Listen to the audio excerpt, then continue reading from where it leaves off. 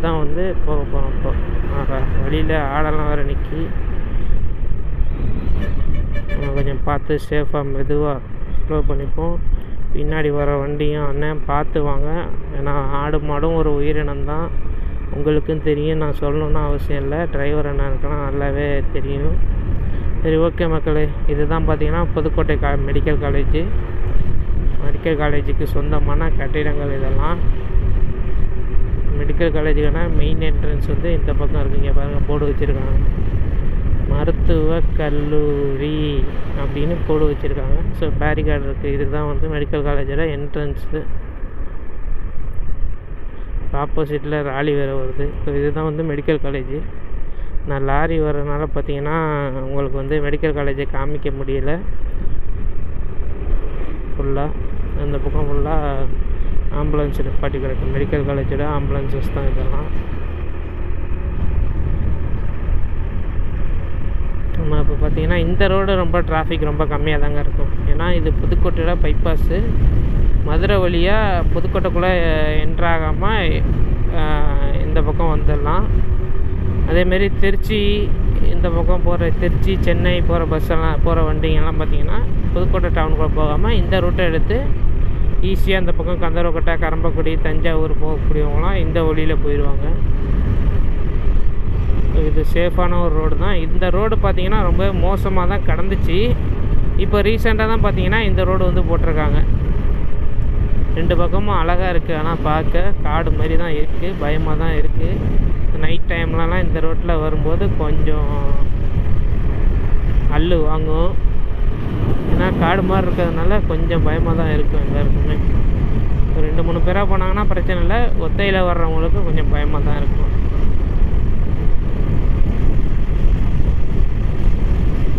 காற்று ஓவராக இருக்குங்க. எப்படி வீடியோவில் எப்படி வருதுன்னு சொல்லிட்டு எனக்கு தெரியல. காற்று ஓவராக தான் இருக்குது, ரொம்ப அதிகமாகவே தான் இருக்குது. இந்த பக்கம்லாம் பார்த்திங்கன்னா மலைப்பகுதிகள், மலை ஹில்ஸ் நிறையா இருக்கக்கூடிய ஏரியா தான் இதெல்லாம். அதனாலே பார்த்திங்கன்னா காற்று நல்லாவே அடிக்கும். இந்த இடத்துல 40 கிலோமீட்டர் ரேஞ்சு போட்டிருக்காங்க. நம்மளும் 40 கிலோமீட்டர் ரேஞ்சுக்கு வந்துட்டோம். இப்போ 40 கிலோமீட்டர் தாண்டி போயிட்டுருக்கோம். இப்போது இந்த இடத்துல வந்து பார்த்திங்கன்னா அண்டகுளம், அது விபத்து நடக்க பகுதின்னு சொல்லி போட்டிருக்காங்க. அதனால் சேஃபாக போக வேண்டியது நம்மளோட கடமை.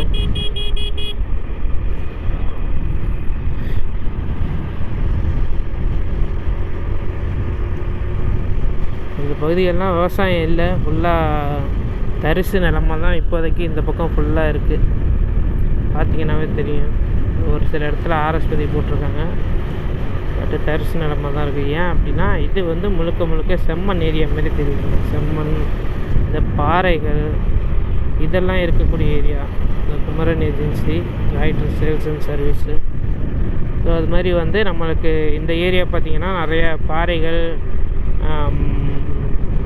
செம்மண் இது மாதிரியான ஏரியா அப்படின்றனால விவசாயம் கம்மியாக தான் இருக்கும். இருந்தாலும் பாருங்கள், இந்த பக்கம் விவசாயம் இருக்குது. இதுமாரி அன்றைக்கின்னா கொஞ்சம் விவசாயம் பண்ணுறாங்க தான். இருந்தாலும் மோஸ்ட் ஆஃப் த லேண்ட்ஸ் வந்து எம்டியாக தான் இருக்குது, தரிசாக தான் இருக்குது. ஆல்மோஸ்ட்டு ஒரு 80-90% பார்த்திங்கன்னா இந்த பகுதிகளில் தரிசு நிலமாக தான் வச்சுருக்காங்க, விவசாயம் இல்லை. இங்கேருந்து பார்த்திங்கன்னா மதுரைக்கு 113 கிலோமீட்டர் இருக்குதுன்னு சொல்லிட்டு போர்டு வச்சுருக்காங்க. இங்கே பாருங்கள், சூப்பராக இருக்குங்க அந்த குளம். ஒரு ஏரி மாரி கிடக்கு. உங்களுக்கு வீடியோவில் தெரியுதா இல்லைன்னு தெரில. அந்த ரோட்டில் நிறைய தடவை வந்திருக்கேன். இந்த ஏரியெல்லாம் நான் இதுக்கு முன்னாடி இப்படி பார்த்ததே இல்லை. பார்த்தீங்கன்னா தெரியும், இப்போ தெரியும்னு நினைக்கிறேன். ஃபுல்லாக தண்ணி கிடக்கு.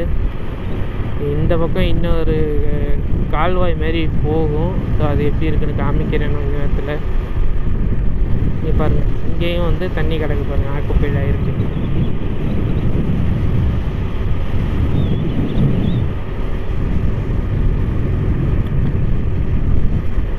பார்த்தீங்களா எவ்வளோ பாறை கிடக்கு பாருங்கள்.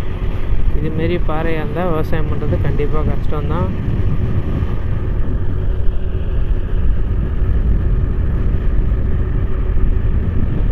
வேறு ஏதோ கழிவுகள் கொட்டப்பட்டு இருக்குது பாருங்கள். நல்லா மழை பெஞ்சி ஃபுல்லாக தண்ணி கிடக்கு. ஆனால் இந்த பக்கம்லாம் தண்ணியை காணாங்க. இதில் வேறு எங்கே ஏதோ கன்ஸ்ட்ரக்ஷன் ஒர்க்கு போயிட்டுருக்கு. ஐ திங்க் பெட்ரோல் பங்க் எதுவும் கட்டுறாங்களான்னு தெரில இந்த இடத்துல. இல்லை அப்பார்ட்மெண்ட்ஸ் மாதிரி எதுவும் கட்டுவாங்களா என்னன்னு தெரில.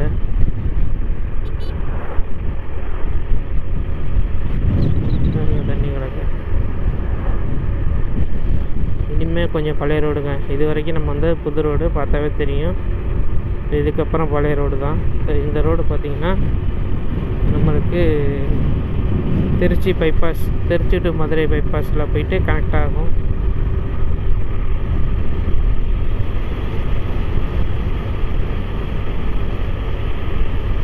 பாருங்கள், இந்த இடம் ஃபுல்லாக தரிசு தான். இந்த இடம் தரிசு தான். இந்த இடத்துல ஒரு ஏரி மாரி கிடக்கு. ரொம்ப தண்ணியாக தான் இருக்குது, தண்ணி கிடக்கு. ஆனால் அந்தளவுக்கு தெரியலை, கொஞ்சம் தான் கிடக்கு. ஒருவேளை இது வடிகால் மூலமாக வேறு எங்கேயும் போகுதான்னு தெரியல.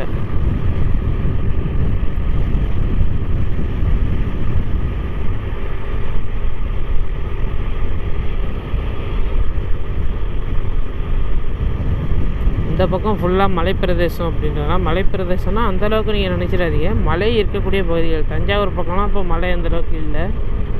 இது ஹில் ஸ்டேஷன் நிறையா இருக்கும், ஹில்ஸ் நிறையா இருக்கும். ஸோ அதனால தான் இதை அப்படி சொன்னேன். ஸோ அது மாதிரி இருக்கிறதுனால பார்த்தீங்கன்னா உங்களுக்கு இந்த விவசாயம்லாம் பண்ணுறது கஷ்டம். இப்போ பாறைகள் இருக்கும். விவசாயத்துக்கு உகந்த நிலம் பாறைகள், நெற்பயிருக்கு உகந்தது கிடையாது. ஸோ இதெல்லாம் ஏன் இந்த போர்டில் அப்படி அடிச்சிருக்காங்கன்னா உங்களுக்கே தெரியும். இந்த பகுதிகளில் பார்த்தீங்கன்னா தமிழ் இங்கிலீஷில் மட்டும் இல்லாமல் அதர் லாங்குவேஜ்லேயும் இந்த ஊர் பேரை வந்து எழுதியிருக்காங்க. ஸோ அதை தான் பார்த்தீங்கன்னா இப்போ அடித்து வச்சுருக்காங்க. பார்த்தோன்னா நிறைய தண்ணி கிடக்கு. மழை நல்ல மழைங்க இந்த தடவை. எல்லா ஏரியாலையும் ஓரளவு நல்ல மழையை பெஞ்சு ஸோ அது வந்து சேகரிக்கப்பட்டு இருக்கிறது. இந்த மாதிரி குளம் ஏரிகள் இதனால் சேகரிக்கப்பட்டிருக்கு. ஸோ எந்த ஒரு ஏரியாவில் குளம் ஏரியெல்லாம் இருக்கோ அந்த ஒரு ஏரியாவோட நிலத்தடி நீர் பார்த்திங்கன்னா நல்லா பெட்டராகவே இருக்கும். ஸோ விவசாயமும் நல்லா பெட்டராக இருக்கும். ஸோ சம்மர் சீசனில் கூட விவசாயம் பண்ணால் கூட அந்த லேண்டுக்கான நீர் வந்து அந்த குளம் ஏரிகள்லேருந்து எளிதாக வந்து ஊடுருவல் பண்ணி இந்த லேண்டுக்கு வந்துடும். நம்ம இப்போ கிட்டத்தட்ட இந்த பைபாஸ் வந்துட்டோம். இப்போ பார்த்தாலே உங்களுக்கு தெரிஞ்சிருக்கும். இதில் வந்து நம்ம லெஃப்ட்டு போனோம் அப்படின்னா புதுக்கோட்டை, ரைட் எடுத்தோம்னா திருச்சி. திருச்சி ரோட்டில் தான் பார்த்திங்கன்னா நம்ம இப்போ ட்ராவல் பண்ண போகிறோம்.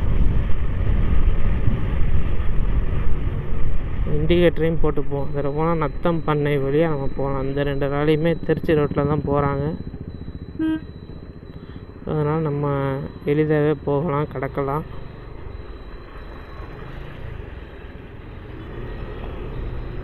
நம்ம அண்ணன் வண்டியும் ஏறிட்டாங்க. ஸோ அதனால் நம்மளும் ஏறிடலாம். லாரியும் ஏறணும்னால நம்மளும் ஏறிடலாம். லெஃப்ட்டில் எதுவும் வண்டி வருதா? வண்டி வரல. நம்ம ஃபுல்லாக லெஃப்ட் ஆக்குபை பண்ணி ஏறிடலாம். ஓகே. ஸோ இந்த மாதிரி பைபாஸ் ரோட்டில் வந்து நீங்கள் ட்ராவல் பண்ணும்போது ரொம்ப ஜாக்கிரதாகவே ட்ராவல் பண்ணணும். அதுவும் இதெல்லாம் பார்த்தீங்கன்னா நேஷ்னல் ஹைவே,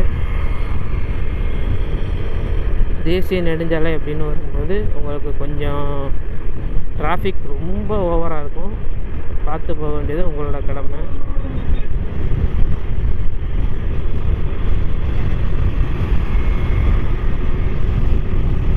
இது பார்த்திங்கன்னா சென்னை டு மதுரையோட நேஷனல் ஹைவே தான் இது. சென்னையிலேருந்து திருச்சி வந்துட்டு திருச்சியிலேருந்து புதுக்கோட்டை வழியாக மதுரை போகக்கூடிய ஒரு நேஷனல் ஹைவே இது. இதில் பார்த்திங்கன்னா அதிக அளவில் டிரான்ஸ்போர்ட்டேஷன் வந்து அதிக அளவில் நடக்கும். காராக இருக்கட்டும், பஸ்ஸாக இருக்கட்டும், லாரியாக இருக்கட்டும். ஸோ எல்லாமே பார்த்திங்கன்னா இந்த ரோட்டில் அதிகமாக போகும்.